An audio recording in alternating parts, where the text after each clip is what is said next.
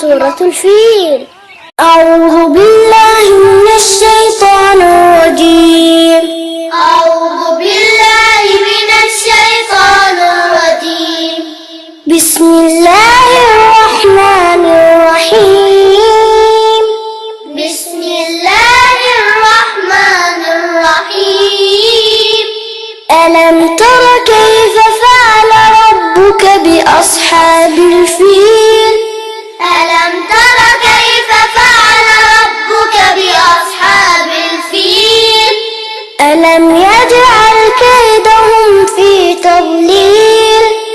ألم يجعل كيدهم في تضليل؟ وأرسل